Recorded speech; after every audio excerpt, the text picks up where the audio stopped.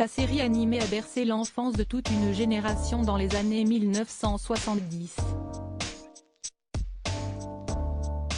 Créateur de Chapitre Chapeau, Italo Bettiol est décédé à l'âge de 96 ans, ce mercredi 28 décembre 2022.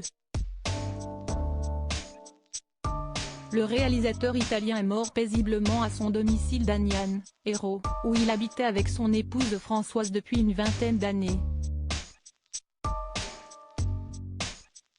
Une triste nouvelle qu'a annoncé Éric Valin, collaborateur historique et ami de la famille, dans un communiqué de presse relayé par la société Magic. Une disparition qui risque de bouleverser les plus nostalgiques. Et pour cause. Avec son petit garçon bleu et sa petite fille rose, coiffée de chapeaux géants, Italo Bettiol a révolutionné le milieu de l'animation. À travers 60 épisodes de 5 minutes, diffusés aux quatre coins du monde dès 1974, il a fait voyager les téléspectateurs dans un univers enchanté peuplé de cubes magiques. Outre Chapitre Chapeau, Italo Bettiol a également imaginé les aventures de Pépin la Bulle, diffusées pour la première fois à la fin des années 1960. Supérieur à ces tragiques décès de personnalités qui ont marqué l'année 2022, Italo Bettiol, un éternel grand enfant, s'il s'est imposé comme l'un des spécialistes de la technique du stop-motion, qui consiste à animer des marionnettes de mousse et de feutrine image par image devant la caméra. Le réalisateur se destinait à l'origine à une carrière d'artiste peintre. Diplômé des Beaux-Arts de Milan, il a décidé de quitter son pays natal pour tenter sa chance en France en 1947.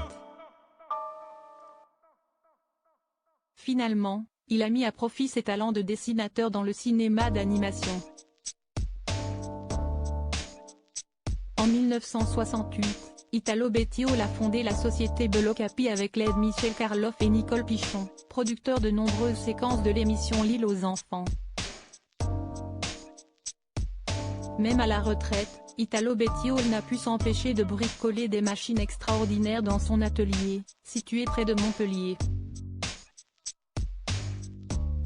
Une créativité et une imagination sans limite qui ont été mis à l'honneur lors d'une exposition présentée dans sa petite commune d'Agnane l'été dernier. Il ne voulait surtout pas que cette exposition soit un hommage. Italo est toujours resté un grand enfant, d'une générosité et d'un courage extraordinaire, toujours connecté à son époque, a précisé Nicolas Pontic, artiste proche du couple Bettiol.